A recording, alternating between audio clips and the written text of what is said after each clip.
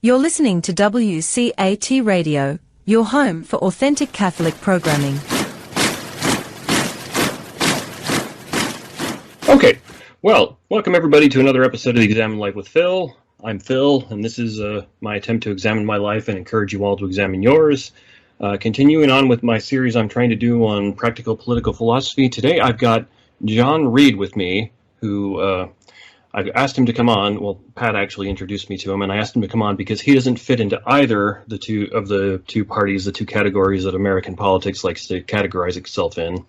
So thanks for coming on, John, and how are you doing this evening? I'm doing very well, Phil. How are you?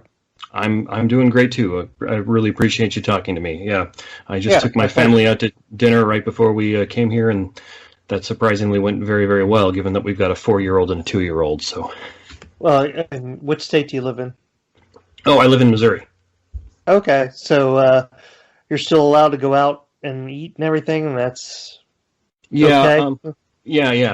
That's a very good question, actually. Yeah, here in Missouri, at least where we are, we live in a more rural town, not in St. Louis or Kansas City. So they, even when they should have, never really locked down, and you could still, for the most part, go out to eat. Sure. My wife and I wear masks when we go out because it's the polite, right thing to do. She's a physician, so she knows exactly why we should do that. But yeah, we can still go out to eat. Some places I know are operating at reduced capacity, and some places did shut down. Like, we don't live very far from Springfield, and they shut down a lot of stuff there. Mm-hmm. But for the most part, I don't think really much of anything shut down for very long in the town we're in. Okay, that's good. Yeah, how about yourself then?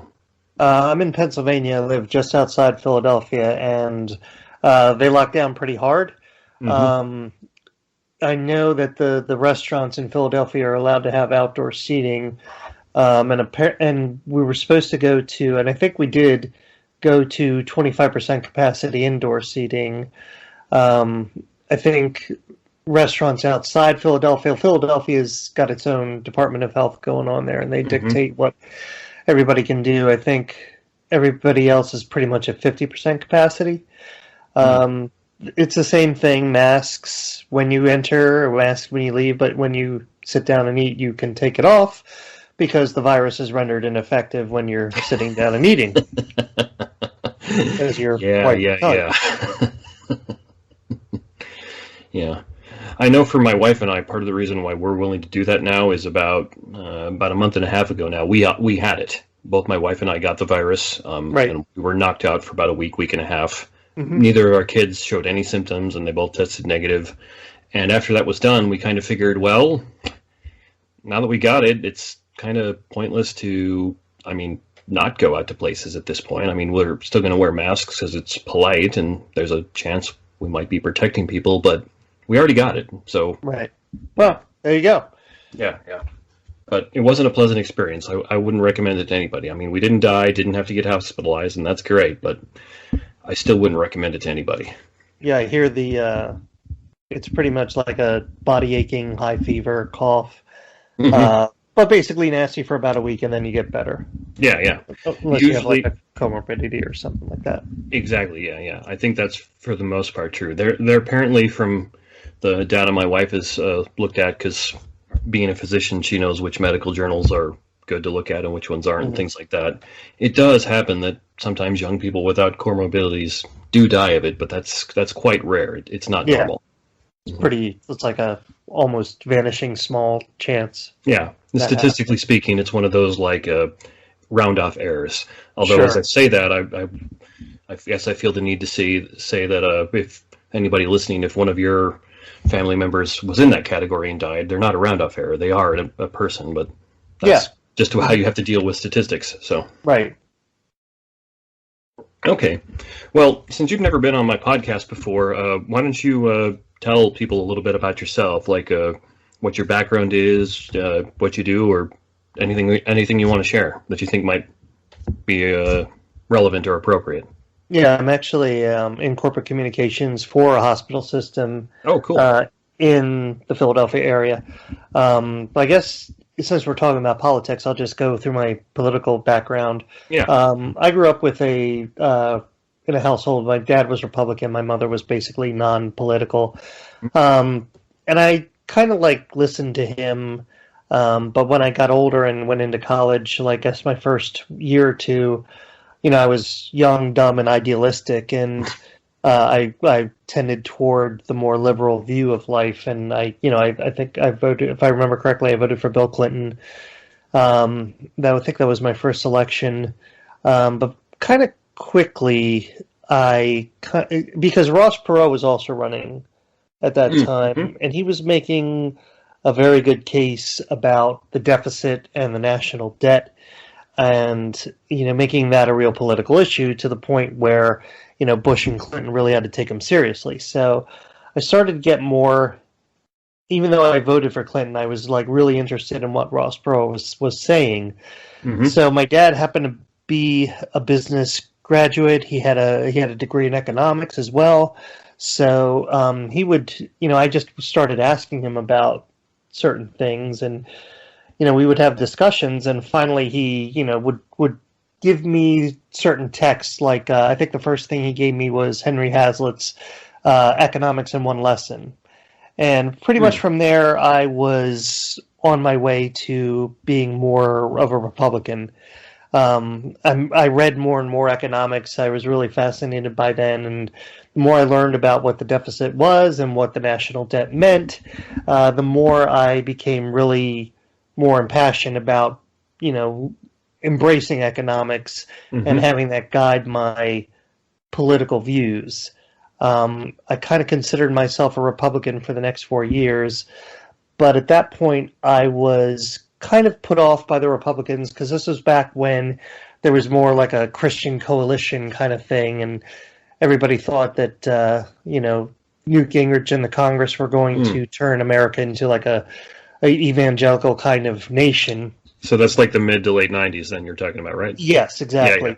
Yeah, during the 4 years of Bill Clinton, I consider myself a Republican, but toward 96, the social issues that the Republicans held didn't really gel with mine. I was more, libertarian. I was socially, economically conservative, socially liberal.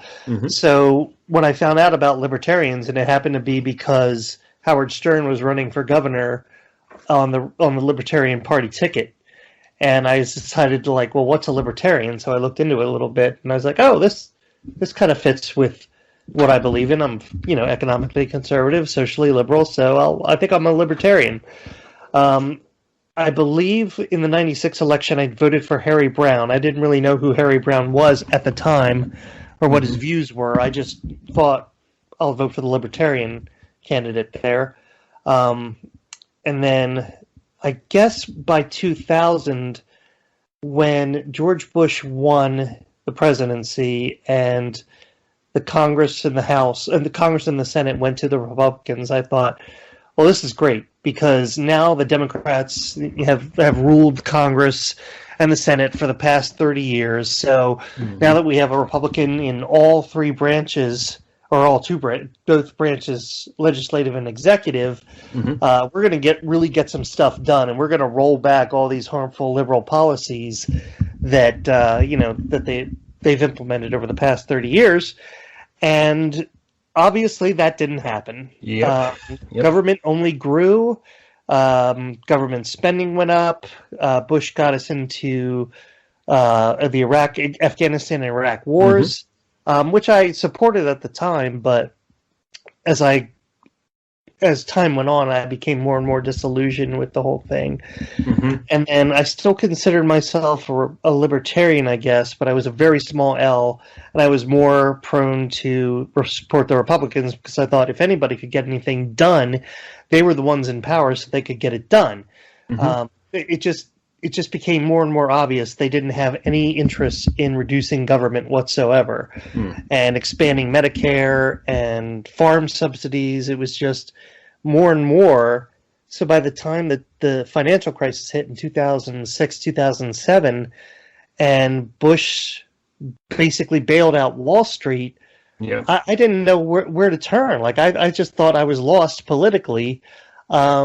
Because this wasn't how Republicans were supposed to behave. The financial crisis was bad, and Wall Street was going to take a hit, but I really didn't think that was the correct conservative free market approach to handling this problem.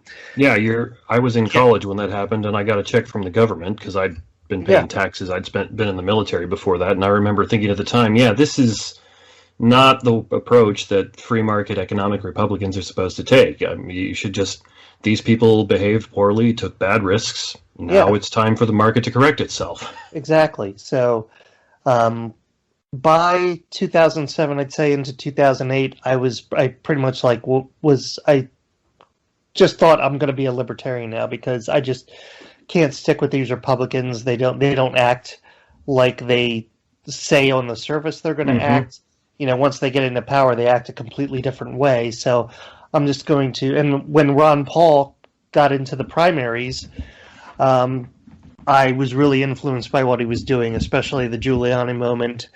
I thought that was really powerful because he just wasn't one of these plastic politicians. He was just speaking naturally, and he was speaking from his heart. He had a simple way of expressing himself, and it wasn't like Mitt Romney, or it wasn't like any of the other Rudy Giuliani. It wasn't like any of the others, and it just really resonated with me. So I got more and more into libertarianism. I started following more of the Austrian school, like Tom Woods, Lou Rockwell, I read Murray Rothbard, and I started following that more and more. I mean, back in the 90s, when I started considering myself a libertarian, it was just on the surface social conservative, economic conservative, socially liberal. And I really didn't dive too deep into it. And then I started learning about the Austrian business cycle theory. I started learning about the non-aggression principle, and more of libertarianism as a philosophy really, really made sense to me. So after Barack Obama was elected, I just put all my energy into trying to do what I could to get Ron Paul elected in 2012. So I'd say after 2012, when the Republicans kind of shut any chance he had of getting any kind of delegate votes, I think at the Republican convention they changed the rules so that he was probably going to get one delegate, but that was it. And they wouldn't even let him have that one. Oh, I didn't know that. Huh. Yeah, I was paying attention to politics then, but I didn't remember that. Don't remember that at all. Interesting. If I'm remembering that correctly, I haven't thought about that in years. I could be getting that accurately wrong, but that's it's okay how I if you make a few mistakes. Yeah. While you're talking about things here, just because you don't recall. I'm not. Yes. I don't practice gotcha journalism. You made a small mistake. Haha, you're totally wrong. Well, yeah, Twitter's gonna attack me now. I'm sure. No, I'm not popular enough that Twitter's going to attack you. Thank goodness. Yeah, so I think that was what I would consider my red pill moment, and I just kind of lost interest in not politics per se, but the notion of voting, of getting involved in politics on a local level, or from the technical standpoint of getting names on the ballot and getting setting up a campaign and knocking on doors and everything. I just thought it was all useless because the people in power are going to hold on to their power. They're not going to really relinquish it. So I think that's when, as I was explaining to you earlier, where I came to my present state of mind, which is anarcho-capitalism. I just thought, the more and more I thought about, libertarian philosophy, and the more I read people like Rothbard, and the more I thought about, well, what is the role of government, and what do morally they have the right to do? And if you believe the non-aggression principle, they really have no moral basis to do pretty much anything that they are currently charged with doing. So I consider anarcho-capitalism, my philosophy, in the sense, I think you and Pat are both Catholic. So, I'm a Christian, but not a Catholic guy, even though my Catholic friends are gracious enough to host my podcast on a Catholic radio station. So, but any type of religion, Christianity in general, I mean, you don't necessarily believe that everybody is going to become a Christian and you're going to basically have a Christian world that you're going to be living in on earth. I mean, eventually you'll get to it in heaven, but it's, you have Muslims, you have Jews, you have Buddhists, and so it's more along the lines of living a foundation for living your life. Yeah. And that's how I kind of view anarcho-capitalism. I'm not dumb enough to think. I'm not dumb enough to think that I'm going to have this anarcho-capitalist society in my lifetime.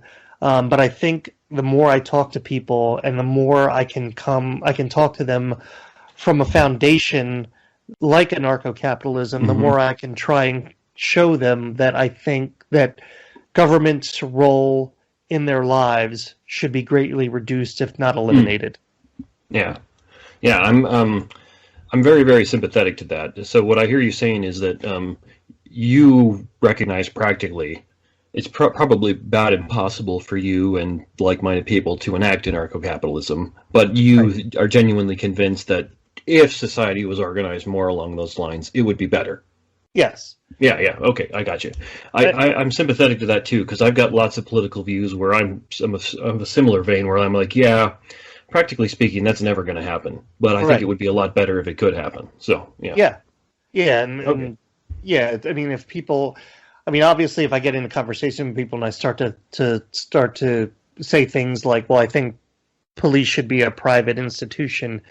Well, this is a very hard nut to crack, because your average person is going to go K through 12 and through the university through a very traditional kind of government curriculum that says that you need the government for this, that, and the other thing, especially something like police, especially something like the military. You can kind of make way with something like education. If you could say to somebody, well, the Department of Education didn't come around until 1980, so we had about 200 years of public education where the federal government wasn't involved at all. Yep. You can kind of make that case for them, but if you try to convince them that we don't need publicly funded police, then they start to panic, because they don't know how to wrap their heads around that. Like, it's very hard for them if you're just introducing them to these ideas. And the thing about it is, the normal reaction is they're going to think about it for 20 seconds if they're gracious, and then they're going to decide it can't work. Whereas that kind of conversation has to happen more and more. And the way our political tribalism is these days, especially, it's really tougher and tougher to get through to people with that kind of discourse. Oh yeah, you're absolutely right. I can relate in that. I was in the military when we invaded Iraq, and I was actually over there. And then when I got out and was in college, I forget exactly what constituted it. Well, that's not relevant. I wrote a little letter to the editor of the school's paper, because they were starting a Young Democrats thing there. And this paper had said, "Oh, isn't this great?" And I said, "No, it's not. The Democrats and the Republicans are the problem. Our schools should ban them both." And I was being a little bit sarcastic. Obviously, I don't think political parties should be outright banned, but I was trying to make the point that these parties are the problems. We should get rid of both of them. Sure. And nobody really quite knew. I realized when I was talking to people about it later, nobody really quite knew how to react to me, because I didn't fit in their categories. And since I was a veteran at the time and the war was ongoing, usually when I'd start talking to people, they just assume, "Oh, you were there. You must agree with my viewpoint."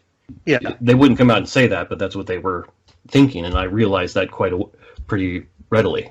And then they didn't know what to do with me when I said, "No, I don't like you guys, and I don't like you guys. I see problems everywhere."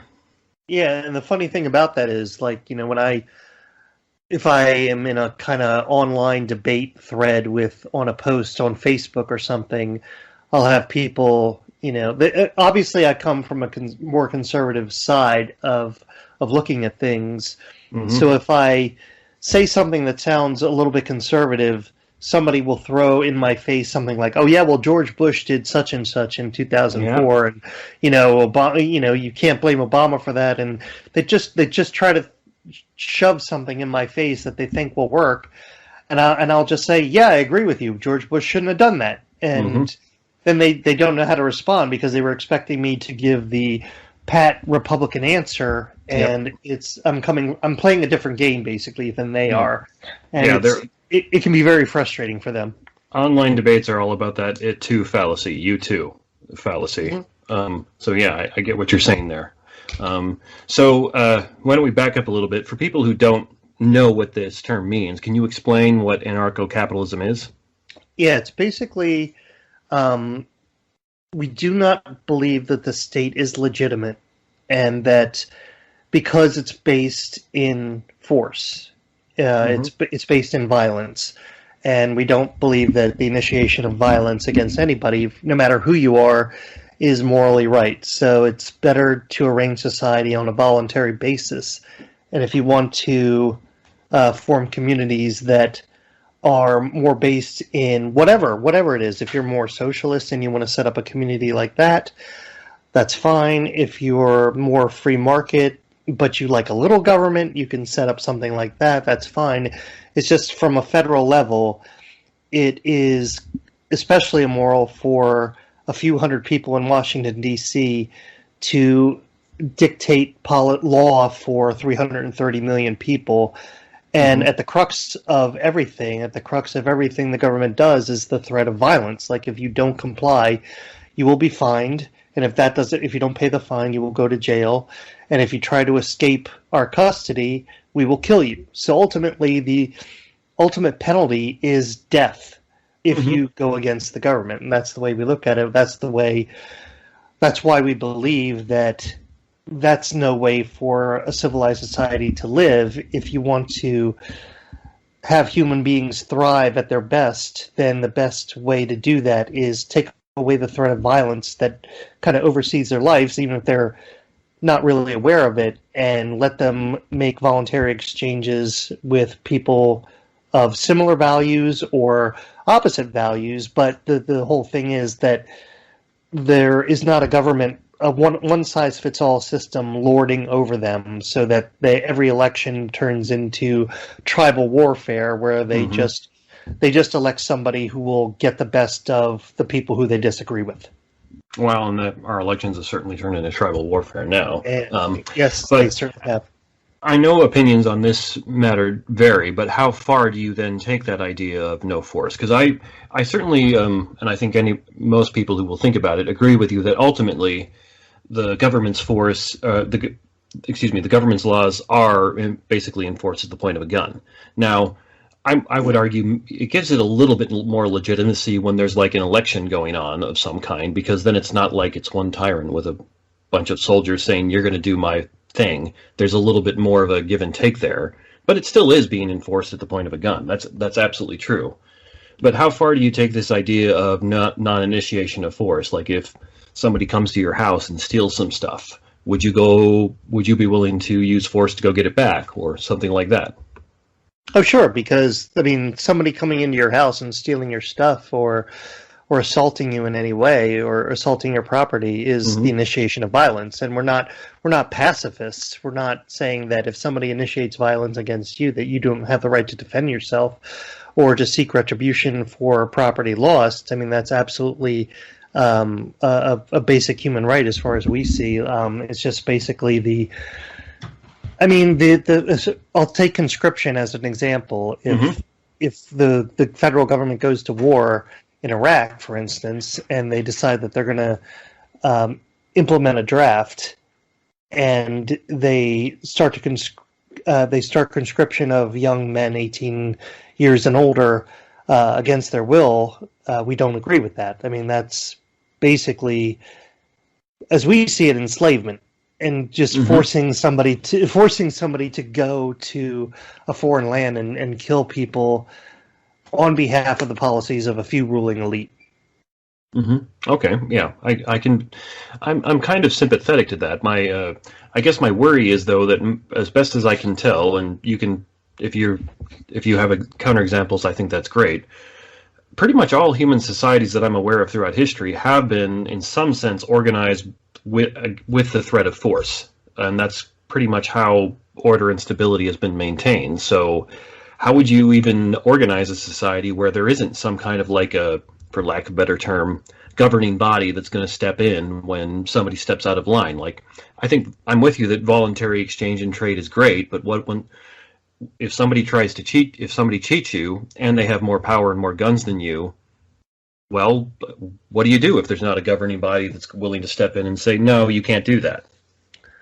Well, I think in a voluntary society there are going to be alternatives. I mean, the issue that we're dealing with is the paradigm that, like you said, because society is replete with examples of governments. Almost every government, every society has been ruled with the threat of force. With some governments saying, if you don't do what we say, we're gonna either put you in a cage or we're gonna kill you.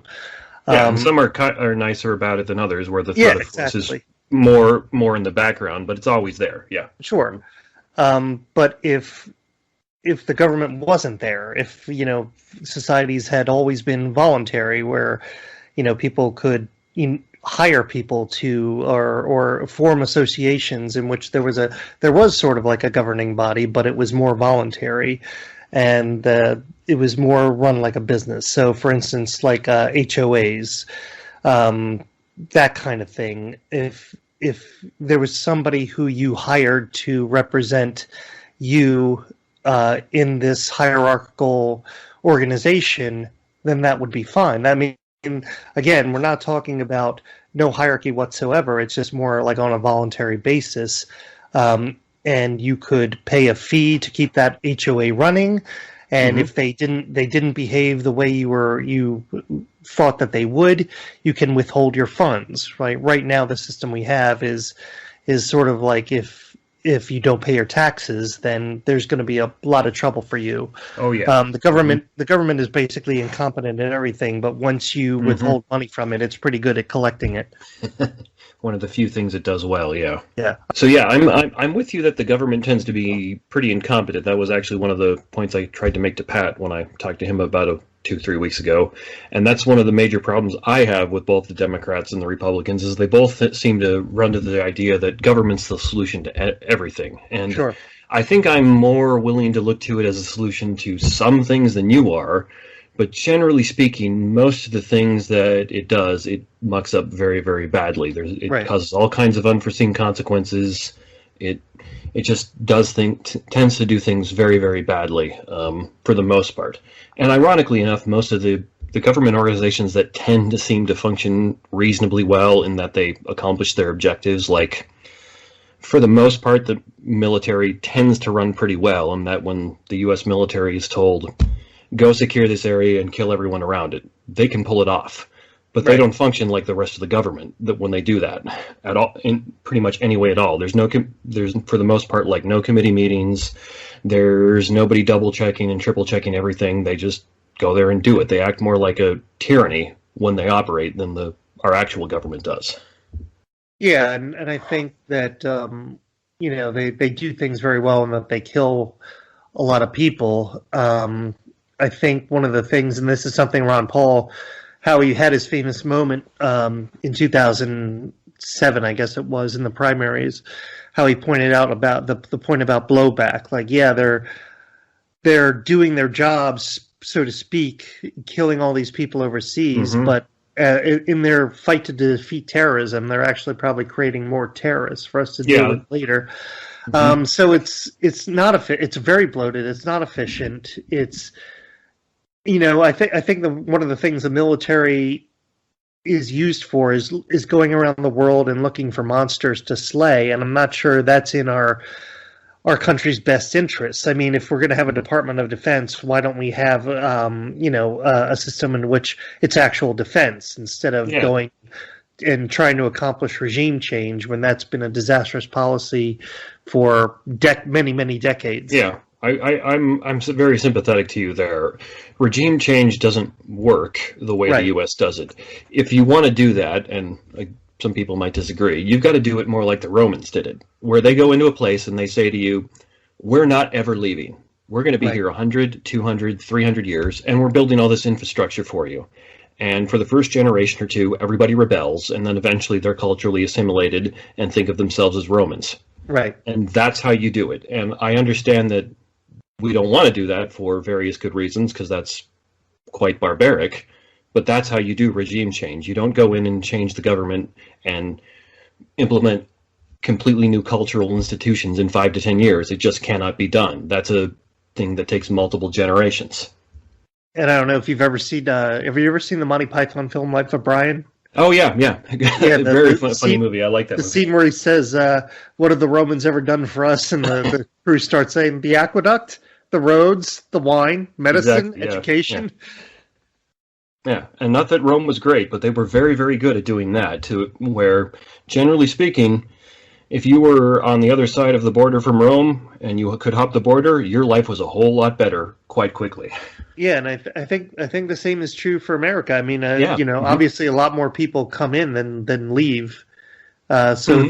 there's something going on here for as apparently racist and sexist and misogynistic as we are. People seem to want to flock to be here.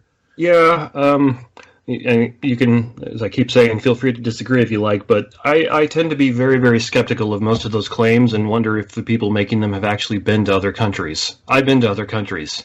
You want to claim the rest of the world is far, far more racist and sexist than the majority of America Oh is. yeah, So, yeah, I was being sarcastic there. I thought you probably were. Yeah. Yeah. Okay. Well, I have two questions that come to mind then. Okay. The first is, would you say that there's like any role oh no, I take that back. I have three and they all tie together. The first is, it sounds to me like if it could be the case that like you could opt out of our current government system, like you could say to the US government, I'm not paying taxes, but I'm not going to get any of your services. I'm going to go live by myself somewhere, and then you probably would, it seems like you wouldn't have a problem with it then, because then it would be voluntary in many senses. And right now it's really not voluntary. There's ways you can like reduce your involvement in it, but you can't opt out completely. And the second one was, I would wonder, do you see like any legitimate role for a government that's not strictly voluntary, that's not a buy-in like the HOA? And what was the third question there? Oh, and the third one is, how would like an HOA like organization that you would buy into like that be effectively different than a government? Because it seems like at a certain point you'd have to have it doing all these things, like kind of having a police force to at least like enforce everybody's contracts, having like some type of a military for defense, and certainly like having to collect something like a tax, even if you call it like a buy-in, and certainly like having to have a means to collect that from people who said, I want to buy in, and then try and opt out after they've benefited from the system. Sure. Yeah. So let me take the first part of that. Yeah, take them one at a time. I guess I should have given them to you one at a time. My apologies. Yeah, that's fine. The legitimate role of government. Like I said, like I'm more pragmatic in the sense that if you came to me as me being an anarcho-capitalist, and you said, look, I have a magic wand here, and when I wave it, we're going to have a very, bare bones constitutional government, the way the founders envisioned it. Do you want that, or are you going to stick to your guns and just say you want anarcho-capitalism or nothing? Of course, I'm going to say, please wave your magic wand. I would love that kind of society. I would still, hold the views I do, but I think that for human benefit, I think it would be a much better situation, and I'm certainly not going to besmirch less government if I have the opportunity to get it. So I think the role of government, if that kind of system is going to be in place, I think that just pretty much the primary role is the protection of rights. And I think if anybody's violating your rights, then the government has to step in and make sure you're protected. And I think what's going on now, especially with COVID, the way some people are being denied operation of their businesses and thus the ability to earn an income and feed themselves and their families, I think is a huge violation of rights. And it's coming right from the very entity that's supposed to be protecting us. So I think there is, if in this bare bones constitutional government something like COVID ever happened, the best policy, the only policy that could happen is say, look, there's this virus out there. It's dangerous to a certain population, people who are elderly and frail, certain comorbidities. So please take the precautions you need to. But otherwise, you got to assess your risk. And you got to live your life, and we're not going to tell you that you can't do this or you can't do that. I think that would be, if a government has to be in place, I think that's the only version of a government that I think is legitimate. Okay, so it's more voluntary then. Is Yeah. basically the Well, gist of it. I mean, And obviously, then, like, when the government steps in to like enforce, for lack of a better term, law when your rights are being violated, you wouldn't look at that as aggression. You look at that as the government just protecting your rights. yeah, and I think, and obviously, the initiation of force, as far as the government's monopoly on that, is still there. I think if there's an initiation of force between two private parties, if somebody robs another person, I think the government has to step in, and if the robber refuses to make retribution to the victim, I think that's when the government would legitimately in this system step in and say, okay, well, we're going to take you to this cage, and you're going to stay there for a certain period of time because we've determined that you're a threat to society. We don't want you robbing, and maybe if you spend enough time in there, you'll learn your lesson and you won't rob people anymore if you understand that that's the consequence. So I think that, again, in that kind of society, there would be a legitimate initiation of force if everybody kind of bought into the system. They voluntarily paid into the system and were satisfied with the way things were run and the penalties that were handed down for people who violated rights. Okay, so sounds like then if we could somehow like modify the U.S. system to where you could opt out in some sense or other, you'd probably be pretty much okay with that then. Yes, I would be. Yeah. Okay, that seems fair, at least, Yeah. Okay. Right. I guess to your other question, ultimately, like the HOA, they'd have to institute something that was more like a police force. Yeah, again, breaking down traditional paradigms, the kind of voluntary society I'm thinking of is that, yeah, there's the HOA over here, but the HOA leases out or outsources its security services to another party. There's a security party. Just like there's a fire department that's privatized, or education, schooling is privatized, and so there's not really a Department of Education, but there's competing educational companies that compete for your dollar. I think there's a whole lattice work of economic transactions going on, and many different companies fulfilling the different needs that government currently fulfills for us in a very inefficient and harmful way, in my opinion. Yeah, and I'm sympathetic to that because the government is incredibly inefficient, and if anybody doubts that, they just, I don't know, need to do a little bit of basic research. Yeah. But then the objection that comes to my mind is, well, things like corporations exist primarily to make money, and I don't view that as necessarily a bad thing. Right. But how do you then counteract it if, like, say, one security corporation gets so powerful they can essentially just start acting like a tyrant because they've had so many people paying into them for so long that they can then go around and act like the mob? Well, if a security company is doing that and you're still sending them checks, then that's on you. I mean, well, I meant like they got so powerful they now get to the point where they're like, yeah, you don't want to send us a check, but if you don't, well, we're going to come bust your legs, like the mob used to do. Or probably still does in some places. I can't remember if it was Rothbard who addressed this, but it was basically like if you started over and you wanted a voluntary society and you say, well, we're going to have private police forces, and then somebody raised the objection that you do that they could become powerful because obviously they're going to have weapons and people with who are pretty mean and strong and like to crack skulls, they could just take over. So basically what you're saying is because we know that this voluntary system could eventually turn into what we know as the state, we should just create the state right now.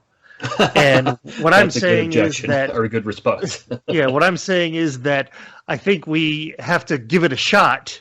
I would like to give it a shot and see what transpires. And if it ends up being a state anyway, then what have we really lost? Okay, yeah, that's fair. Now, my objection there is more rooted in the idea that I think as a general rule, whenever you're thinking about trying like a new social system or a new way of organizing society or even like a new law, one of the first things everybody should do is try and look for ways to break it. Say, where are some ways this could go wrong? and how likely is it that this is going to go wrong? And I really wish Congress would do that. They never do. And so that was one of the first ways that popped in my mind, like, well, this is maybe a way that this could go wrong. So if this is going to be done, how would this be dealt with? How could this be addressed or maybe proactively prevented? That kind of thing. Yeah, I think the best remedy for that is free markets. I think voluntary transactions. The one thing that stuck with me, I forget where I read it, but the French playwright Voltaire in the early 17th century went from Paris to London one time, and he was fascinated at the fact that there were, Christians, Muslims, and Jews all doing business with each other, and these are people who should really hate each other, but because that they all had mutual interests to benefit one another economically, they all prospered from the interaction. They got along, and there was less crime. The Paris where he came from was a walled-off city, and there were murders happening every night because it was a very dictatorial rule. People weren't allowed to voluntarily behave in the way they wanted to. So you had a lot more chaos. You had a lot more discontent within that population. Whereas people who were allowed to voluntarily interact with each other without, the iron fist of government, lording over them and saying like, well, you have to do what we say and not what you want to do economically. I think that's, as long as we're starting from a society where a group of people kind of come together who all agree in property rights and in the prosperity, peace and prosperity, I think that's where these new societies have to come from. And obviously there are always going to be criminal elements, either because people are just bad or they're mentally ill or whatever. But I think there are going to be solutions. The market always provides solutions to handle all kinds of problems, and I don't think it would be any different in this situation. Okay. I'm very sympathetic to what you're saying, because I do tend to think that at least most of the time, voluntary exchange is the best way to go, and I think history bears out that that's true, because the global poverty rate has fallen dramatically since free market capitalism was adopted by most of the world, because it's made everything better for the most part. Not that there aren't still problems, and not that that doesn't introduce other problems, but on the whole, human life is a whole lot better now than it was 200 years ago, in large part thanks to free market enterprise. Yes. Okay. So, well, I think we've pretty much covered the first question I had. We've got a good idea of what your theory of government is, which is, for the most part, you don't like our current theory, way our government functions, and you would really only think it's appropriate if it was entirely voluntarily, which it quite clearly is not, even though there are other places that are far, far worse in that regard than the U.S. So yeah, I mean, and given the choice between most other countries in the world and the United States, I'll take the United States every day. Oh yeah, definitely. But and obviously, my right as an American is I can complain all I want. So yeah, and that's good. Yeah. Okay, so let me see. Moving on. So then, I wonder if this will affect your how this will affect your responses to other things. Like, what do you think about then voting if you, in some senses, don't view the state as I want to say don't view the state as legitimate, but that makes you sound like you're wanting to stage a rebellion, which I know you're quite clearly not trying to do. You're looking at this from more like a philosophical viewpoint, where you're. So, do you actually then still go vote, or what do you do with that? No, I didn't. I do not vote. I pretty much swore off voting after 2012 and the Ron Paul, what they did to Ron Paul. I now I don't begrudge anybody who votes. I don't agree with it. I think the crux of my issue is that it's more like a religious ritual, because you are basically giving permission to, or giving an excuse to politicians who are going to do what they wanted to do anyway. I don't think that the will of the people is really at the heart of the policies that these people in power want to do. I think, like, obviously, if you want universal health care and you vote for somebody who says they're going to implement universal health care, I think and they do, let's say they do implement universal health care. I don't think they're doing it because they really care whether or not you get medical care. I think they're doing it because they know that doing that will help them stay in power, because you'll always vote for them and things like that. I think with the Electoral College especially, I think, the individual vote doesn't matter that much. I think voting has some legitimacy on the local level, especially if you're voting on referendums and things like that.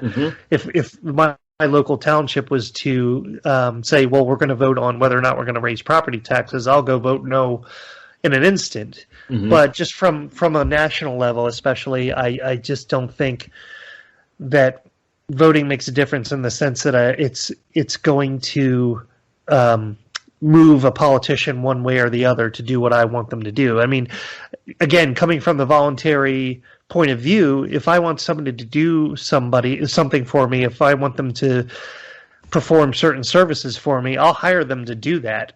I won't, wait for a democratic vote to see whether or not they're gonna act on my behalf.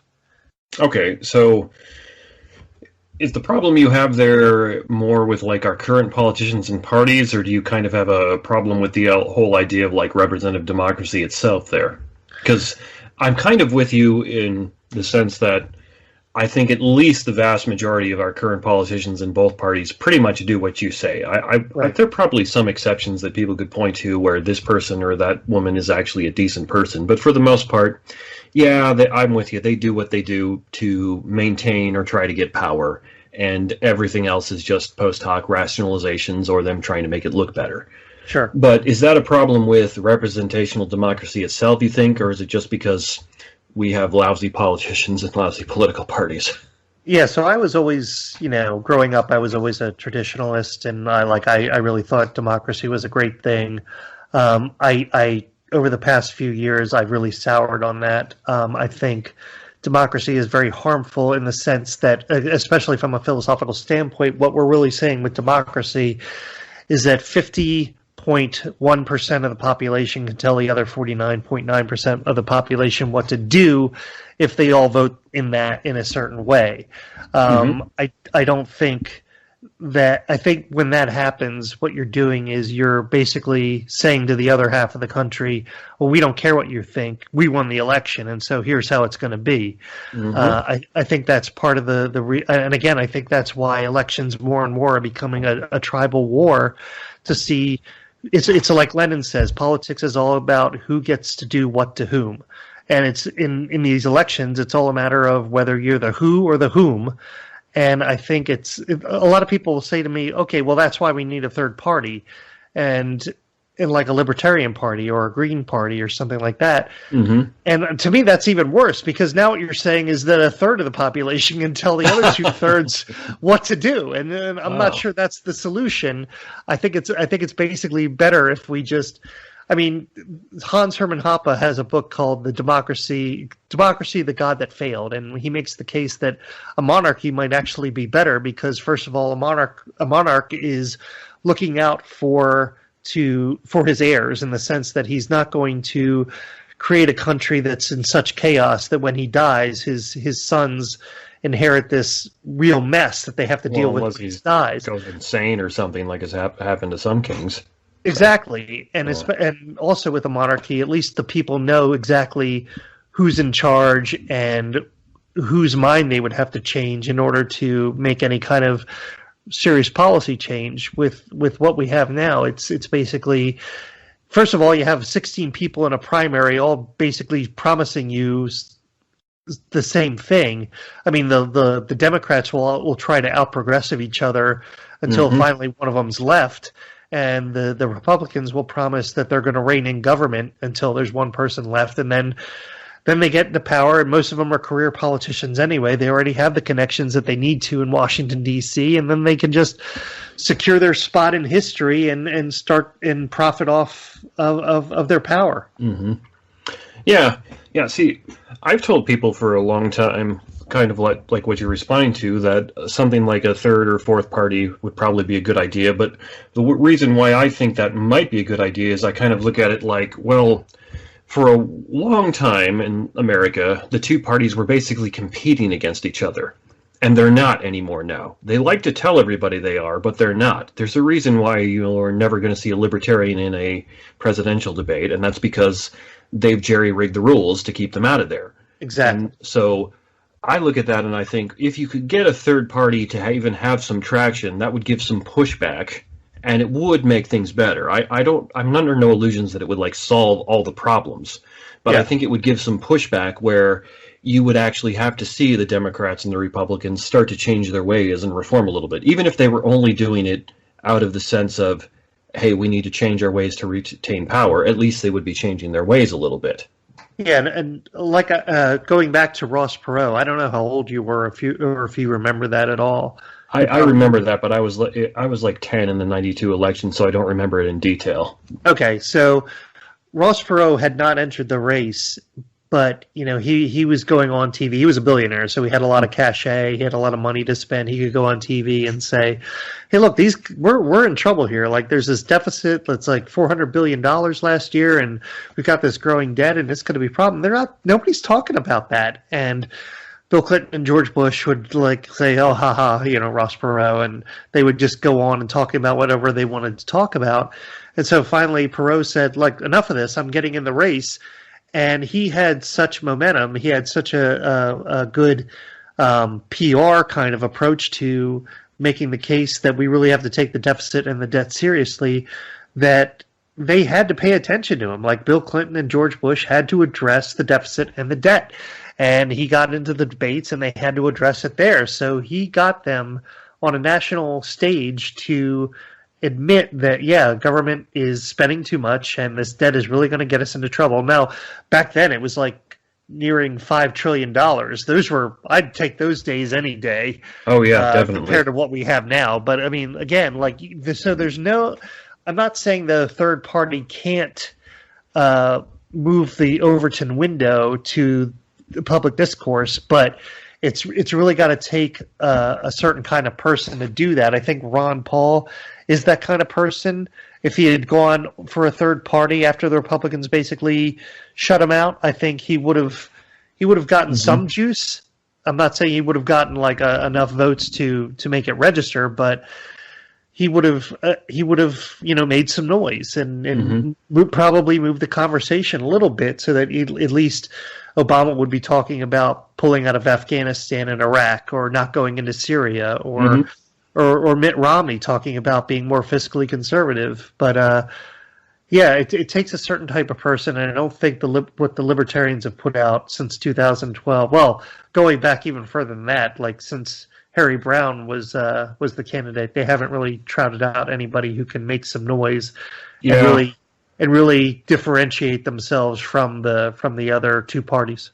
Yeah, once I've started looking into libertarianism as more, I tend to think it's much better grounded political philosophy than anything you get from the Democrats or Republicans.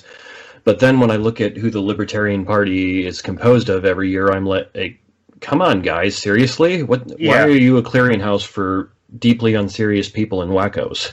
What's going on with this? Come on. And it's just and they're not making any radical statements that'll get them in trouble. Like the New York Times isn't going to write an article about Joe Jorgensen's position on taxes or anything like that, because Joe Jorgensen is all about, well, at least her tweets. I don't know who does her social media, but her tweets are all about, not all about, but she has some tweets out there that are all about Black Lives Matter and kind of appealing to the left. And to me, that's just a horrible losing strategy. And she has such an opportunity, especially with the candidates that we have now. And especially back in 2016, Gary Johnson could have made some noise with the two most hated candidates in history. And they just let it go. He was so milquetoast and disappointing. Exactly. Yeah, you're perfectly right. I voted for Johnson then for obvious reasons. Because I'm like, this guy's not entirely like normal, but come on, look who the other two major options are. they're clearly terrible, or at least they're coming across as clearly terrible. So yeah, I'll take the guy who at least ran a state for 8 years and it didn't seem to fall apart on him. I mean, And I really give have him that nothing at least. So yeah, I have nothing against Gary Johnson from a policy standpoint. I think he's a good guy, and he was a good governor of New Mexico. But when you have the opportunity that he had and you squander it like you did, exactly. I think it's just horrible. It's just a crime and really disappointing. I guess is ultimately what I came away with from his campaign and now Joe Jorgensen's. Yeah, I actually feel the same way. I had been planning on probably voting for Jorgensen this time until I found out that she was basically buying into all of this radical leftist stuff of, it's all about systematic racism. Our country is so terrible. There's racism baked into everything. And I actually wrote her campaign an email saying, look, I want to support you. Stop doing all this crap, and I will vote for you. But, of course, I never got anything but a pat response because that's the way even the libertarian campaigns are run. So, yeah, and it's a losing strategy because even if you get people on the left to come with you on things like the war or things like police brutality, the minute you mention that you're against affirmative action, that's it. You're a Nazi. You're Hitler. Yeah, they're never going to come on board with you. So appealing to the left to me is just the worst strategy you can possibly do. You're better off trying to get more Republicans to come to the Libertarian Party than you are anybody on the left. Yeah, and I'd be curious to hear your perspective on this since you consider yourself not in the two political camps, and I don't consider myself in either of them either, but I think I'm probably closer to them than you are. But the thing that I've seen that more, for lack of a better term, scares me is how far the political left has run to the left, where they're saying things that come across to me like as absolutely insane now. And I think there's always been a good role for a political left in America. It pushes at the conservatives to get them to at least justify why things are being done. Why is this group of people being excluded? And in the case of like black people and women, that was a very good thing. But if it's the case that like serial killers are being excluded because we throw them in jail, well, there's a very, very good reason for that. But when the political left pushes, it can make things more fair and more just for people. But it's like they push so far that now they've just gone insane. And that kind of scares me quite a bit.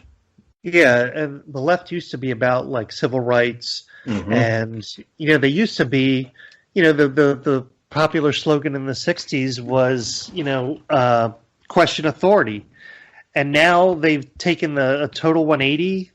They're now very authoritarian, and now their slogan is basically "shut up and obey, citizen," and it's really disappointing because even on the war issue, now that Obama had his 8 years where he basically just continued the Bush foreign policy, I don't hear anybody on the left making the anti-war case anymore. It's pretty much only libertarians now. Maybe the Green Party. I don't really pay attention to the Green Party, but Trump libertarians are the only ones. President Obama was. So. Yeah, they're not making the case anymore. I don't know, and free speech.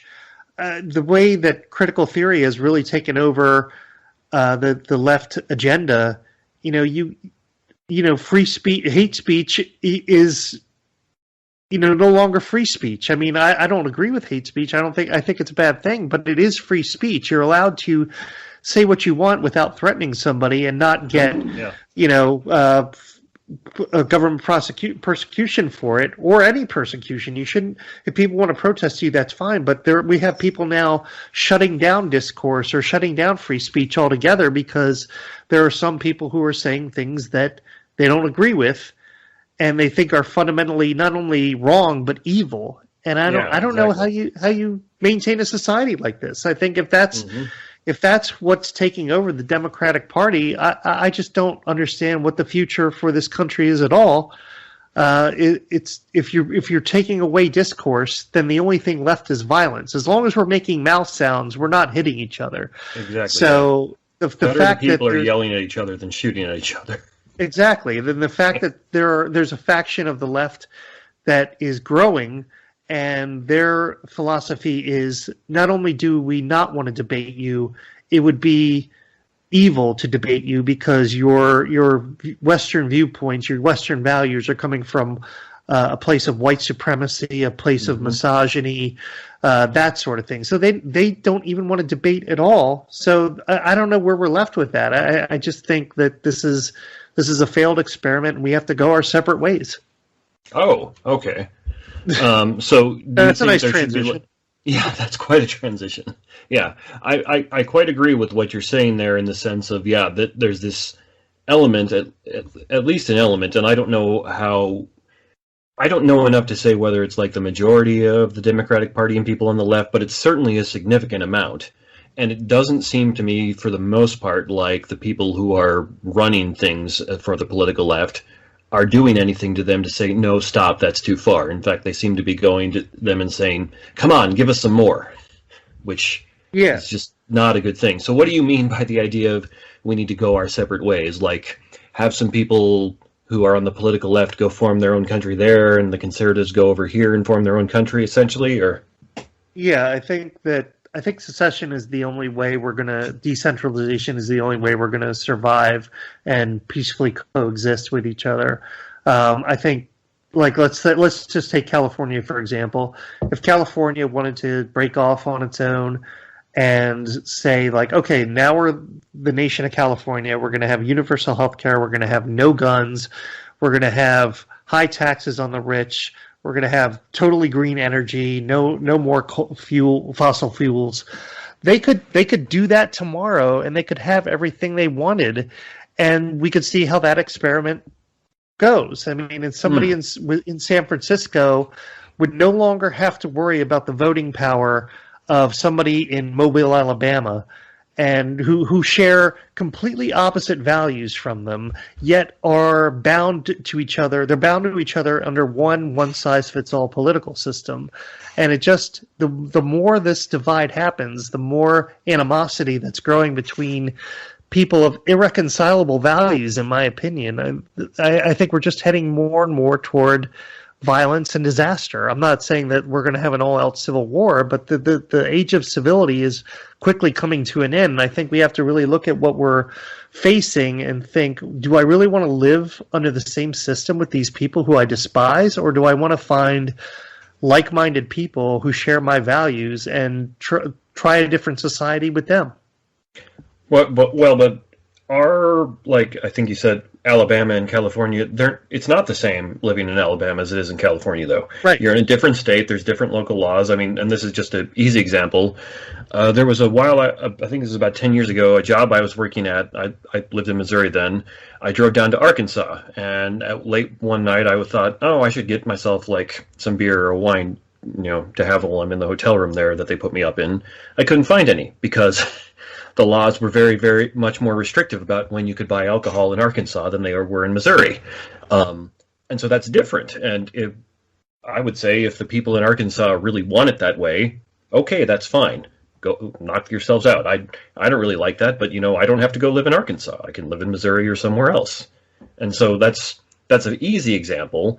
But I would think for many, many things, and except until you're talking about like basic civil rights, states have a lot of leeway to do things like that, though. So you're not going to live. You don't have. California could do most of the things that you mentioned, except for outright banning weapons because of the Second Amendment. Right. Exactly. Yeah. I mean, but I mean, like they wouldn't be tethered to this. The last election, 2016 election. I mean, obviously Donald Trump won. And this was very upsetting to people who hold values that your average San Franciscan might despise. So I think I'm thinking more in terms of that. I mean, like Donald Trump for the past 4 years has been really demonized. Called literally Hitler, a fascist dictator, things like that. So what I'm saying is, I guess, the person in San Francisco shouldn't have to worry whether or not the president of the country is determined by a bunch of states in which the people hold completely different values. Like if that San Franciscan wants her own kind of leader who is going to do what she really wants, then I think she has every right to have it. I know they have Governor Newsom there, and he's doing a bang-up job there. And maybe according to them he is. And that's great. Yeah, that's great. But there's always like there's always appeal to the federal authority. And, Trump went to California to talk about the wildfires, and Newsom was, basically badgering him to say, like, well, you got to have like a national policy that addresses climate change. And, Trump wasn't really having it, but it's that sort of thing. Like, we're always going to be tethered to this federal system, and it affects everybody. It's at some level. It's gonna, even if you have the laws in your state could sort of customized to the way that more appropriately aligns with that society. I think you still have the problem of the federal government stepping in at any moment and either imposing a tax that you don't like, or passing a certain law that you don't like. I mean, we have the Supreme Court that ruling that made abortion illegal in all 50 states. Now, does that mean that the people in Alabama who are traditionally very evangelical Christians, do they really have to put up with that? Like, can't they have a law that outlaws the killing and murdering of babies? Like, I don't know, but I think they have a right to do that. Yeah. Okay, yeah, I can see your point there, but again, maybe I'm just I like thinking of objections. That's the philosopher in me. Whenever somebody gives a theory, I'm like, I can see a problem there. I wonder if the same thing couldn't be accomplished by actually having the U.S. act more like a federal system, where the primary government that influences your life is no longer the feds. It's your state and your county or city, depending on which jurisdiction you live in. And so, like, reducing the power of the federal government more to what it was originally intended in the original Constitution, where it, like, does defense, maybe regulates interstate commerce and foreign affairs and pretty much nothing else, because now it does virtually everything else. Yeah, and getting back to my point earlier, is if, you could wave a magic wand and you could have a basic constitutional government that we were supposed to have, yeah, that would be great. I would be totally on board with that. And I agree that would be a pragmatic path to pursue. My ultimate point is, good luck with that. We now have like a lot of clamor right now going on about the anger at Trump and COVID-19 is that he didn't do enough. Like, he didn't lock down enough. He did from a national level. He didn't order a national lockdown. He didn't impose a national mask mandate and everything. So, ironically, the people who accused him of being a dictator for the past 4 years now want him to act like a dictator. Yeah. So we have this appeal to the federal authority to basically fix all our problems, run our lives, and when a nasty virus with a 99.5% survival rate comes along, we want them to take away basically all our civil liberties and deny us the ability to earn an income and feed our families. Yeah, I just don't see how we roll. I just don't see how we roll that back. I mean, I think the K through 12 public education has really done its job in convincing people that they really need the federal government, and without it, they'd just be like hairless monkeys cowering in a corner, waiting for Nancy Pelosi to come bring them food.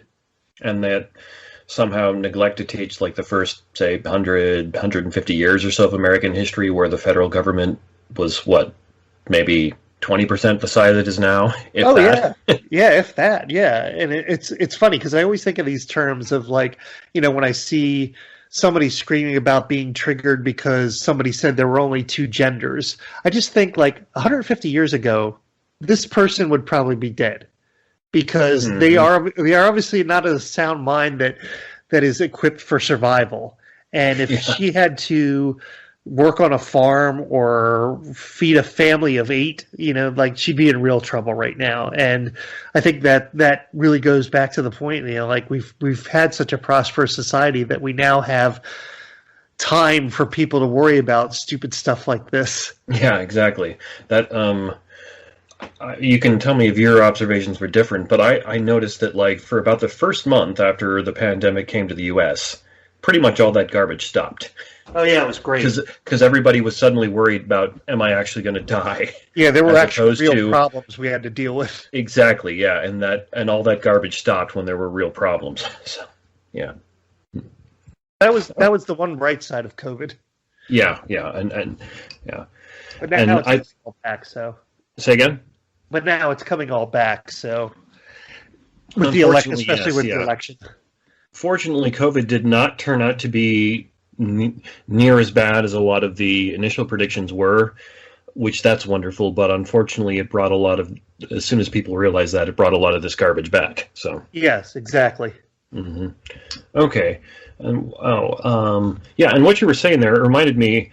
There was a town hall Trump was doing about a month or two ago where somebody who has, I think the guy said he was a diabetic or something and had comorbidities, was kind of grilling Trump on his response to COVID and saying, hey, I liked what you did initially, but then you took your foot off the gas. Why did you throw me under the bus? And Trump gave his response, but it wasn't very good because Trump's not a very good speaker. And I remember saying to my wife afterwards, I really wish what Trump had said to him is, look, I'm the president. I'm at the federal level.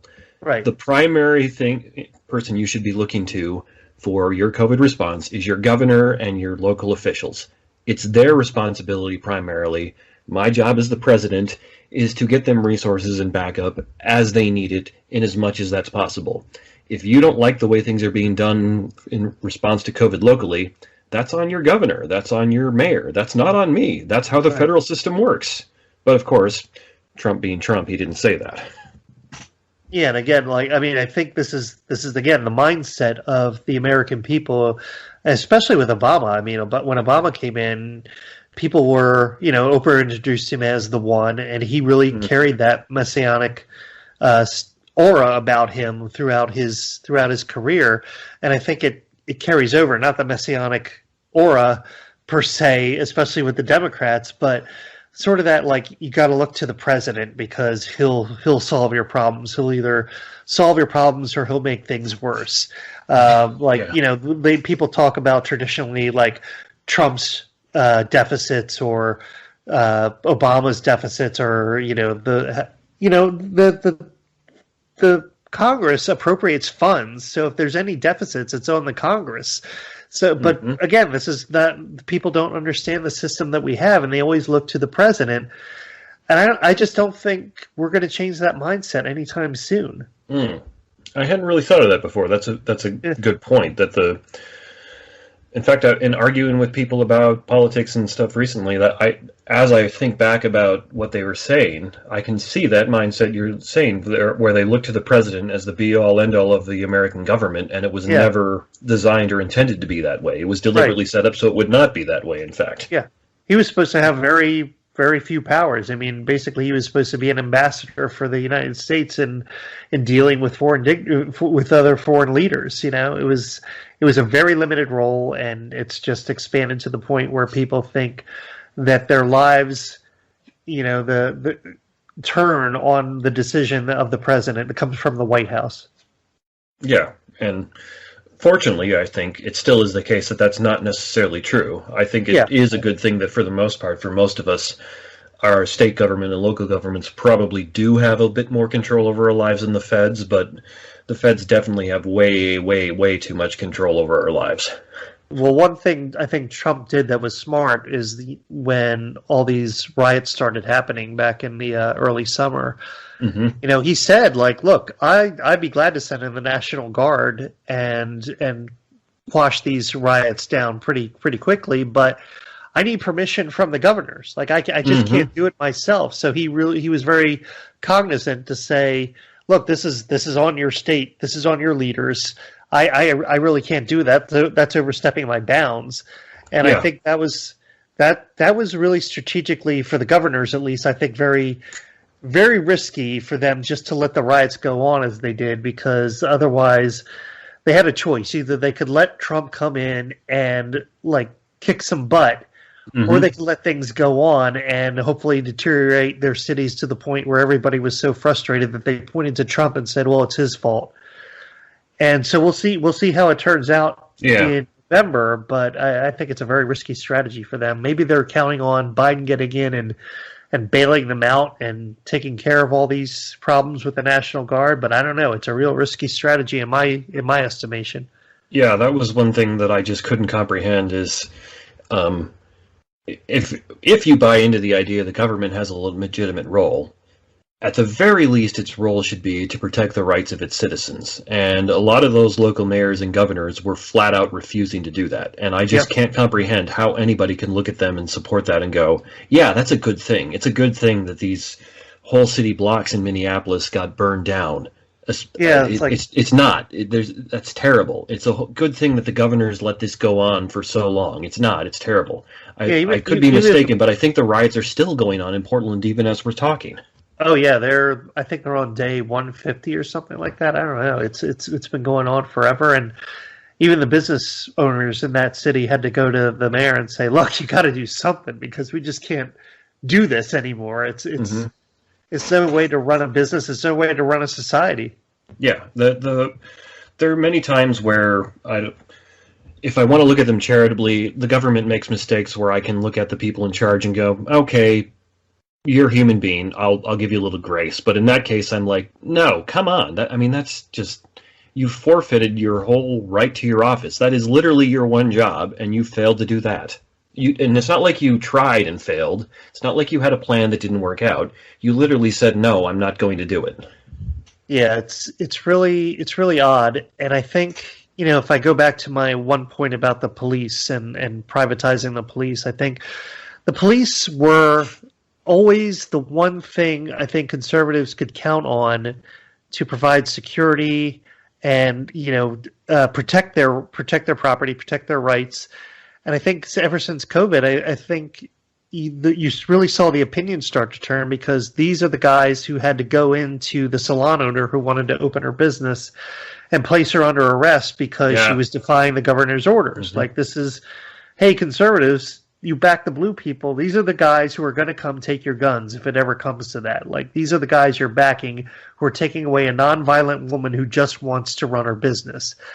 And then these BLM riots started happening, and we had mayors and governors telling their police forces to stand down.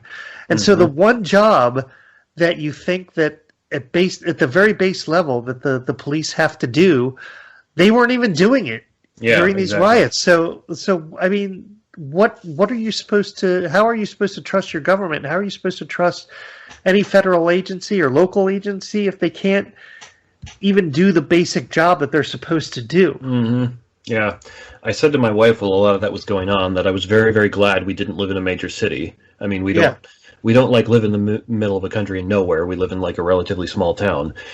And my wife and I personally know who our county sheriff is, and I'm actually pretty pleased with that, because knowing him, he wouldn't tolerate that kind of stuff. If somebody ordered him, if there were riots going down and they were burning parts of our town, he'd be sending his cops in to do something about it. And if somebody told him stand down, he'd say, "Oh no, I'm not going to do that." Right. And that makes me feel a whole lot better about living here than many other places. Yeah, I will say sheriffs tend to be the last line of defense, really, between the violation of constitutional rights and the people. And I think a lot of them do a really good job. I see a lot of sheriffs around the country saying, "No, I'm not going to enforce your bullshit. Your BS rules." No problem. And you really got to commend them for that. I think there's a very community aspect to a lot of sheriff offices, and I think they do really act genuinely on behalf of the constituency, and they really, really do want to see their rights to protected. Yeah. I couldn't agree with you more there. Okay, so so I know you said you typically don't vote. You do go vote in like local elections and local referendums and stuff, and I imagine you keep up with the news to know like when it's a good idea to do that. Then, more or less, is that right? On a local level, I got to say I'm not too involved. Like I focus my energies more toward national politics, even though like I do think voting is kind of useless on a national level. But I just, if you follow me on Facebook, my whole thing is I'm trying to kind of like the way I view most people is like they're in the Matrix, and I'm trying to red pill them. So I try to every opportunity I can. I think most of my Facebook friends have muted me at this point, but like I still post every day. It's like, look, this is what the data is on COVID. This is what your government's doing, and this is why you gotta stop listening to CNN. You gotta wake up, unplug yourself from the Matrix. I've been telling people that for a long time. That I came from a conservative background, and generally speaking, my parents and other people didn't trust like a lot of the media, but it wasn't like they thought they like would outright lie to us.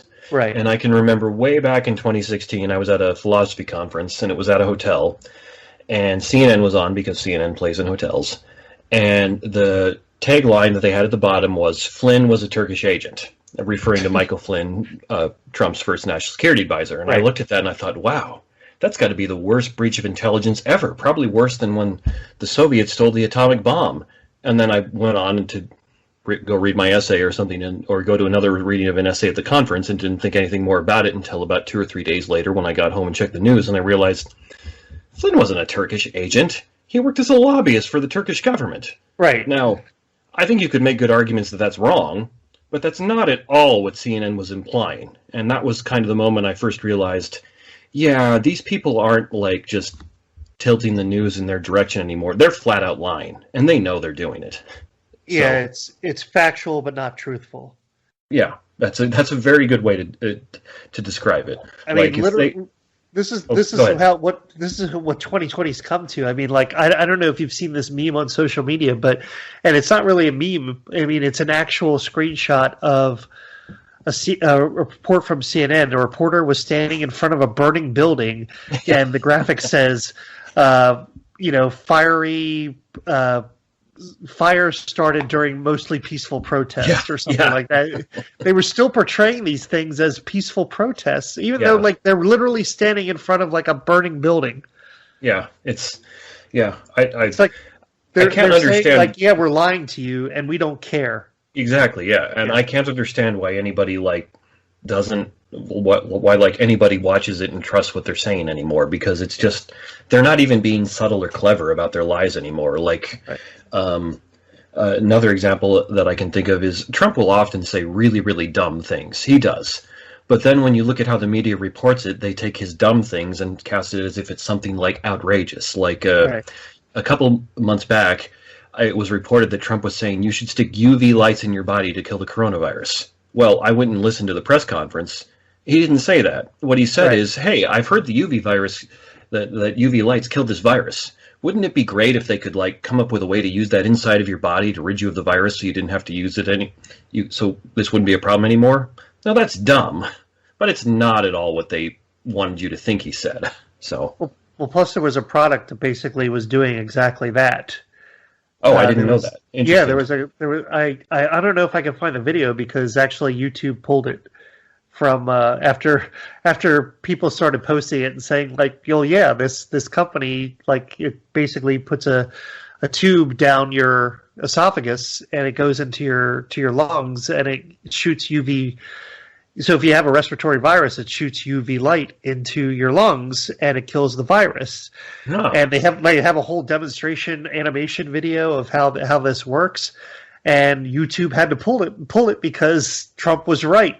Basically, I mean, he was stupid in the way he portrayed the process, but he was actually right. There was a company who had a product that did exactly that. Huh, I hadn't heard about that. That's I'll try and see if I can find it and send you the video. But like I said, it's been pulled off in a lot of places. Yeah. So it's just bizarre the problems with the media are a whole another problem that I've done several podcasts where I've talked about that. As the general way I try and look at politics is. I look at it kind of like you have competing forces and you need to find ways to balance these forces. And a good analogy of this, I think, is like an employer-employee relationship, where if both sides come to the table with more or less equal negotiating power, they're going to push at each other and you're going to get something probably relatively close to fair as far as like worker compensation, how much the employer can demand of the employee and things like that. And so like in situations like you had about 100, 120 years ago in this country where the employer held way, way too much power over the employees, well, bringing in unions is a good thing because that can equalize the power relationship. You get more balance there. And part of the problems I see now is there isn't a balance against the excesses and stupidity in the media. There isn't a balance against things like how the Democrats and the Republicans basically control all the political process. There's no other force pushing back to correct their excesses. No, the media is no longer a watchdog. To me just the PR wing of the Democratic Party. Yeah, for the most Fox, part, I think you're right. Yeah. yeah, Fox News might be the PR wing of the Republican Party. I think that they are supposed to be exposing kind of corruption and wherever they can in government to make sure that the people are know what their government is up to. Now I think their only mission is to promote the Democratic agenda, the Democratic Party agenda, and to try and get Trump out of office. That's the only thing I see them doing at this point, and I think it's their time has come. I think that alternative media is the only way to go. Even if they're lying to you, at least they admit that they have an agenda. They have a bias. Yeah. Whereas CNN will perpetuate the myth that they're actually objective journalists. Yeah, exactly, and they're clearly not even trying anymore. Like, I think if you look at the history of media, maybe you go back 40 or 50 years ago, those people had an agenda, but I think you could also make a case they were at least trying. At least some of them were, and now they're not. They're not only not trying; they're not even pretending to try. And at least I don't watch Fox News anymore. I got tired of them, but at least with them, it was pretty obvious exactly what their agenda was, they never really made any effort to hide it. I mean, they bring on a token liberal from time to time, but you watched them, you knew exactly what you were getting, and if you didn't, you were just kind of dense. Yeah, it's really interesting to see what's going to happen with the media. Even if Trump loses, I mean, I think the trust in the media is really gone. I mean, you're going to have certain people who are just sticking to quote unquote traditional journalism, and they're still going to listen to the pretty people that they see on the news. I mean, I was in the gym a few weeks ago, and after the CDC director had spoken to Congress and was talking about how masks are like a vaccine, and that was his testimony, and Trump was kind of mocking him. I forget exactly what he said, but he was mocking him. So the next morning, CNN put up this graphic this guy, the CDC director's medical experience, and then Trump's medical experience. And Trump's medical experience was his uncle taught at MIT med school or something like that. And of course, all the other guy had all these lists of impressive credentials. And you just sat there and are you serious? This is journalism now? Are you really trying to tell me that Trump's medical knowledge is worse than the CDC directors? I get that.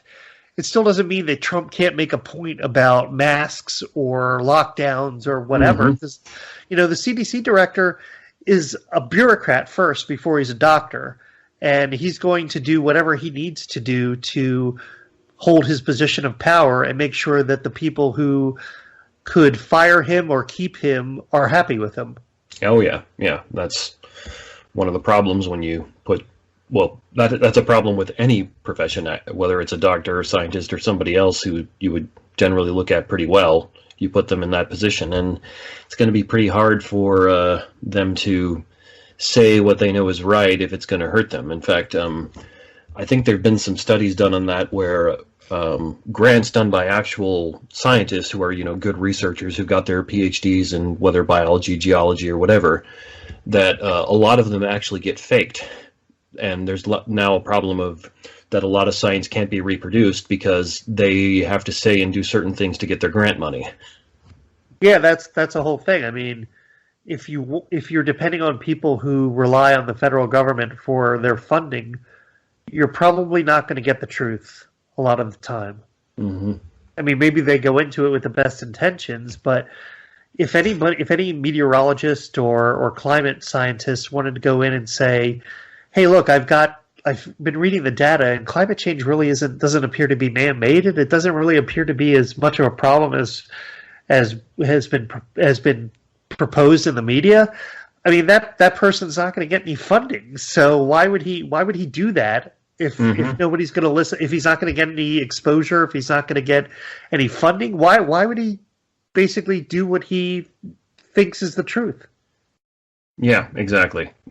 People, as a general rule, people will tend to do what's in their self-interest, and if you make it in their self-interest to do the wrong thing, most of them are probably going to do the wrong thing. Sure. Unfortunately, it shouldn't be that way, but unfortunately it is. So, Yes, okay. yes, it is. Well, we got a little sidetracked, but where I was going with that is, if somebody's listening who like doesn't buy into your idea that they shouldn't vote in the national election, which we can talk about that as well, would you have an idea of who you would prefer they vote for? Like, do you view one of like Trump, Biden, or Jorgensen, as better or worse, or is that something you don't even want to wade into? I guess like if you were to ask me, like gun to my head, you have to vote for somebody. Or maybe it'd be better to say who would you prefer out of those three, or maybe anybody else to win in November. I know I've badmouthed Joe Jorgensen a little bit here, but let me just go back and say, like, I think she's a fine libertarian. I think whoever's running her social media needs to step down and never work for another libertarian campaign again. Yeah. But I think she's a fine libertarian. I think like her, because she ran with Harry Brown in '96, and I think she's a very good traditional mainstream libertarian. I don't think her instinct is to appeal to the left. Again, I think those are the people around her. I think if you're going at it from a principled issue and you're asking me from that standpoint who I would vote for, gun to my head, I would vote for Joe Jorgensen. Mm-hmm. If you're asking me what the most pragmatic or what I would do, I would probably, gun to my head, I would probably vote for Trump, only because I want to see the left. I want to see their heads explode.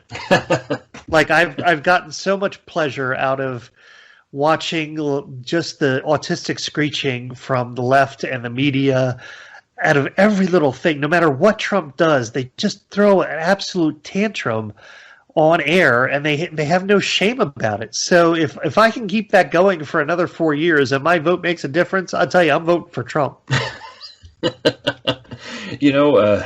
I would probably phrase it a little differently, but I can see that. In my case, I'd be like, I'm very, very scared of what those people are going to do if they're emboldened. That those are the people who I think come in and wreck societies, and I don't want to see them emboldened. I want to see them have less power, not more.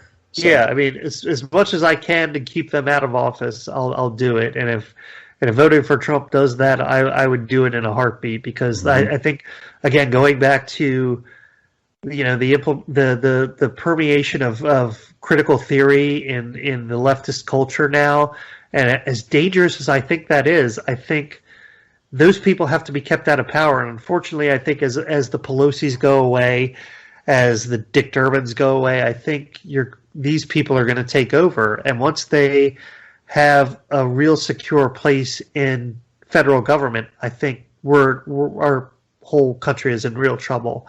So I want to keep that from happening as much as possible. Yeah, I'm very sympathetic with that. Okay. But, and you can feel free to tell me it's none of my business, but I get the impression that you're really not going to go vote for president then, because the odds of your vote making a difference in the election, like being the deciding one, is really, really low, even though you're in Pennsylvania, you're in a swing state. Yeah, and I thought about this, and like I thought, like, well, if I'm really going, because the left has really ticked me off over the past 4 years with things like Kavanaugh, with things like the Covington kids who were just ostracized from the media for a few days. Just example after example, the passage of in New York and what might have happened in Virginia of a full term abortion. Yeah, that's horrific. I think like this is just absolutely reprehensible behavior, and it just made me think well, I just out of sheer as a big middle finger to the left, I might just actually register to vote and vote for Trump, because that would tick them off more than anything. And if I can contribute to that, to their hysteria, I would gladly do it. But ultimately I take a breath and I'm like, well, I just really don't believe that voting matters. I am in a swing state, but I don't think my one vote is gonna tip the scales in any way. I think we've got people who are committed either way, and I don't think my protest vote is probably going to make a difference. Yeah, well, I know statistically speaking, you're right there, that the odds that your one vote, even being in a swing state, would like break a tie, very, very low. Not impossible, but really, really astronomically low. I've read some philosophers who say that the actual amount of power your vote holds in a presidential election is so low that it's not even worth your time to go. And for the most part, yeah, that's kind of right. And the way I look at it more is, well, then this is why I'm gonna talk to people on like Facebook or talk to people like you on my podcast, because I probably influence the vote more by doing things like having discussions with you about like this than I do by actually voting. So I go have discussions like this and try and argue for my ideas and what I think is right and try and convince people of that. Yeah, and I think that's ultimately my goal as well. The reason I go on Facebook and the reason I talk to people who will talk to me is that I do want to move the culture. And part of my frustration with the Libertarian Party and Joe Jorgensen is, again, this missed opportunity. I think the reason Ron Paul was so successful is because he said things that you're not supposed to say, especially from a quote-unquote establishment Republican point of view. He stirred the pot. He made people, he spoke in ways that made people wake up and start to rethink everything they thought about the role of government, their own party.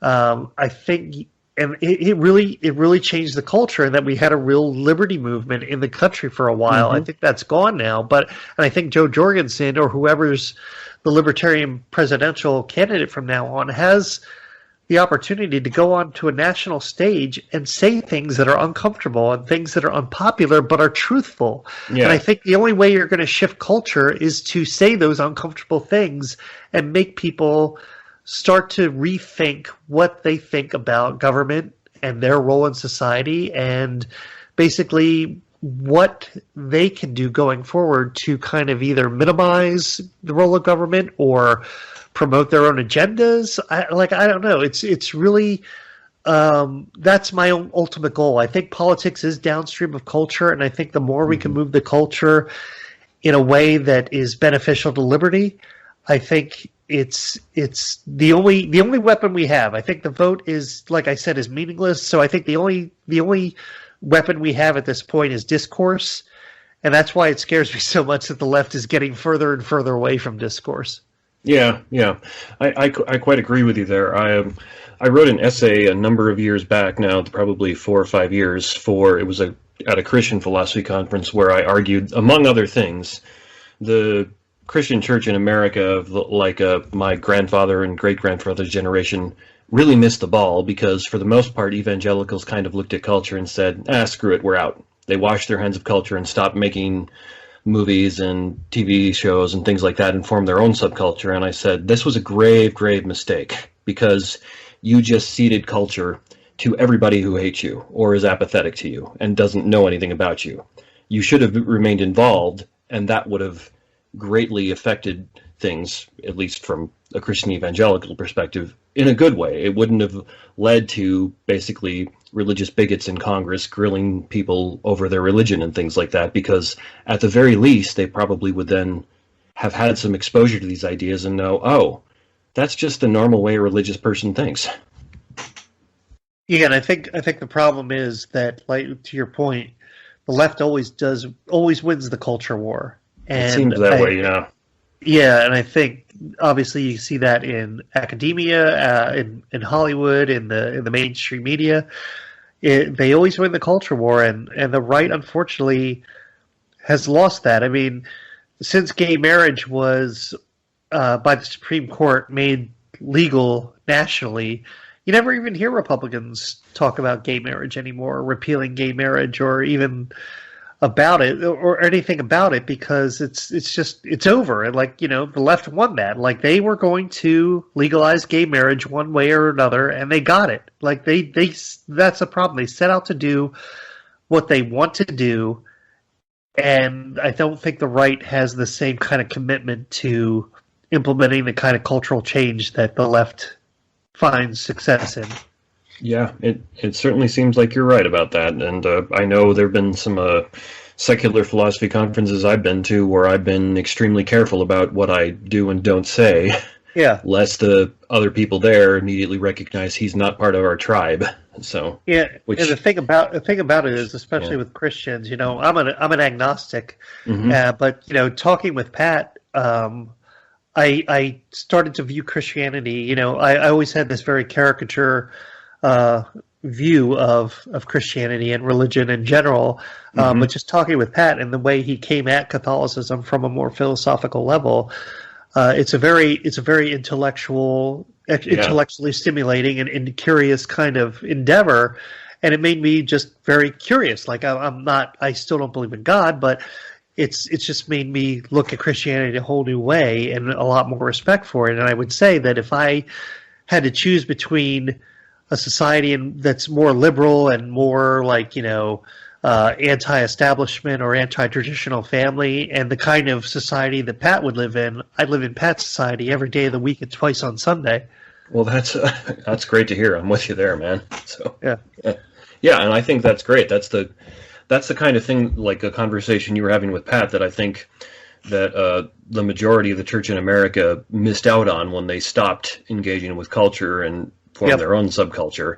And it was a grave mistake that they did that. And there are some signs that there are elements within the church in America that are trying to correct that now, but that's not the kind of thing that you can correct in 5 or 10 years. That's a generational or two correction if you can do it at all. So Yeah. yeah. And to my point about secession earlier, I think it would be beneficial for the kind of culture that a Christian-based society would want to go for. I think like that's the best way to do it, is to like secede from the federal government, start fresh, and like start from the ground up with implementing like the kind of culture that you want from a Christian standpoint or a Jewish standpoint or whatever kind of traditional kind of structure that you want, something that's stable and something that's really real and can really create stability in a person's life. I think that's the only way we're going to get this, because if we're going to go on for decades or longer during our lifetimes fighting with each other, fighting with people who have just irreconcilably different values than we do, I think it's a lost cause. I think you're going to spend the rest of your life trying to move that Overton window, which is never going to be moved. Yeah, I'm kind of skeptical of the idea of secession, but I got to give you that's a pretty good point. That it's very difficult to see any end to all the political infighting that doesn't lead to violence. It's very difficult to see any reasonable resolution where the two sides can actually kind of live in harmony anymore. Yeah, it does give me hope that shortly after Trump was elected, California was talking about secession. So it's, even from the left, they found the value in separating yourself from what you perceive as a unworkable kind of situation where you're ruled by somebody you absolutely detest. Mm-hmm. So I think if the more people really start to take it seriously, like even if they just start like, oh, haha, secession, yeah, you probably want slavery, that sort of thing. If they really start to consider, like, especially if Trump gets elected again, like I can either suffer under 4 more years of Trump, or I can really start to move to kind of create the society that I really want to, and not have to worry about whether a guy like Trump gets elected anymore. I think that's going to sound more and more appealing to people. It might. Do you think that something like that could actually happen peacefully, though? Because I know the last time anybody tried that was the Civil War. Yeah, and I think there were certain circumstances, especially like if Fort Sumter hadn't been a conflict, then I think maybe things could have turned out differently. But I'm actually reading a book right now called Texit, and it's about the Texas independence movement, which I really didn't even realize was such a huge thing in Texas, but it really is like a really big thing. Like it's a big political movement in Texas to separate from the rest of the United States and become its own sovereign nation. So I would recommend that book because it makes the case from a Texas standpoint, but I think you could make the case from any of the 50 states of why separating yourself from the federal system would be beneficial to you and your people. Okay. Well, maybe I'll have to check that out. So we've gone on a little longer than I intended to, and I appreciate you bearing with me. This has been a wonderful conversation. Before we finish up, since you follow national politics and I do, do you want to make a prediction about how you think it's going to go in November? If you like, if you want to, what do you think? It's really, I really, if I had money to bet, I don't know what I'd do. I guess I would vote for Trump because I really think I would say Trump's going to win. In that, I think that the last 7 months have been such a disaster as far as the way the Democrats have handled everything, from a state standpoint mostly, but also from just the way they behaved towards Trump. And I think they deserve to lose. Mm-hmm. But with this mail-in ballot stuff, I mean, like, I'm not a conspiracy theorist, but I wouldn't be surprised if that's the thing that does Trump in and Biden wins it. I mean, like, I could go either way. I think if it was a normal kind of election, I think Trump would win. But if it's with this mail-in ballot thing, I just don't know. I think there might be some cahoots were in the works to make sure Biden's mail-in ballots, outnumber Trump's. Yeah, I'm sympathetic to that. About 3 weeks ago when I was talking to Pat, I said, Trump's going to win because Biden was ahead in the polls then, but there's good cause to be skeptical of the polls to some degree. Like 60% of Americans have political views they're scared to share with people. That affects the polls. The polls were off last time. Incumbent presidents always have an advantage, and many, many things like that are in Trump's favor. Now that Biden's pulling ahead so far in the polls, I'm a bit more skeptical because it's one thing to say Biden's up 5 or 6 percentage points, and I don't trust that. Trump's still going to win. It's another thing to say, he's up 10 or 14 percentage points. That's a much bigger pull to say, I don't trust that poll at that point. Yeah, it is. It is scary. Yeah, and I'm with you on that. A lot of the mail-in ballots, I don't know for sure that there's like going to be outright fraud, but when you look into the details of those, and I encourage people to do that, I've listened to lawyers talk about this and things like that. They've removed a lot of the check marks that help prevent fraud in voting. There's always at least a little fraud in voting. You can't have voting in a country of over 300 million people and not have at least a little fraud, but usually there's enough checks in places that it's going to not swing an election by fraud. At least it'd be very hard to do so. But now in a lot of these places, they've removed all those checks and they're just mailing out ballots. And I'm hearing, it's anecdotal, but I'm hearing stories from people all over the place who are saying, I've been living at this house and I'm getting ballots for people who haven't lived here in 20 years. Yeah. That seems like it's ripe for fraud to me. So either through shenanigans or just sheer incompetence. Probably a bit of both. But I don't think it spells out anything good for Trump. The only thing that gave me, I guess, a little bit of hope on that is one of the lawyers I was listening to, who apparently has done a lot of reading, looking into this, says if the vote as a whole in like an area, if it's like within a percentage point.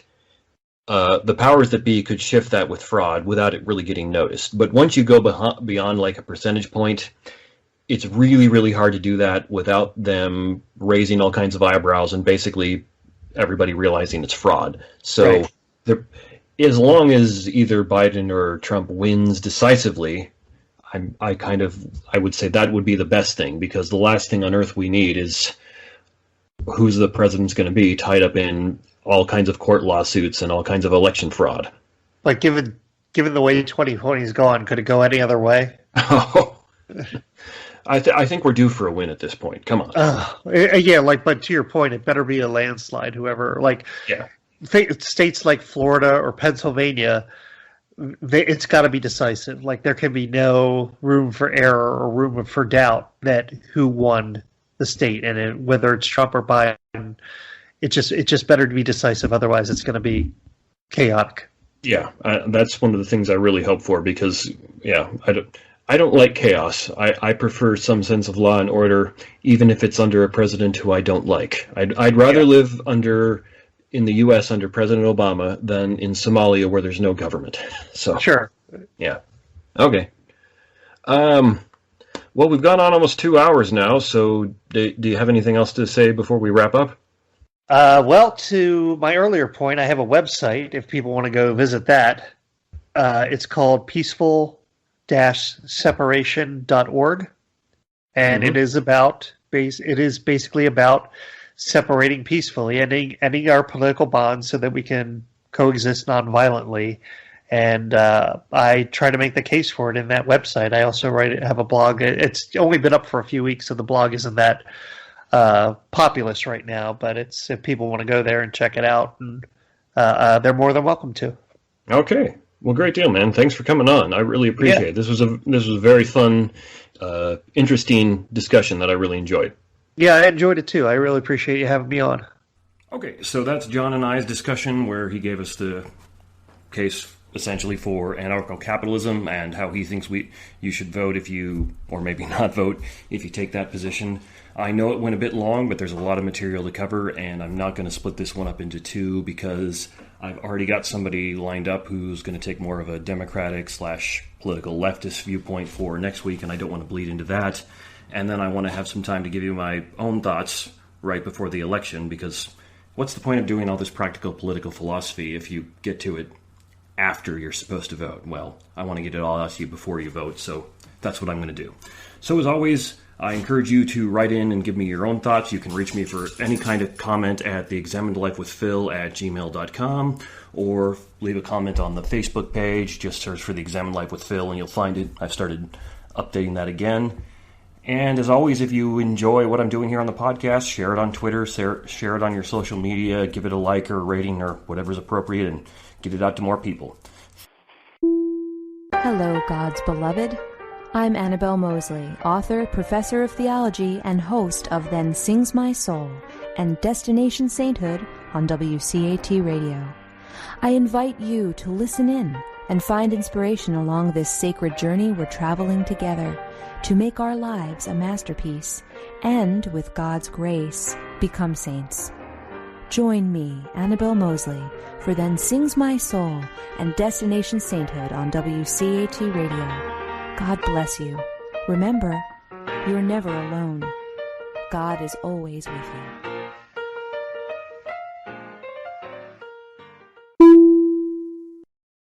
Thank you for listening to a production of WCAT Radio. Please join us in our mission of evangelization. And don't forget, love lifts up when knowledge takes flight.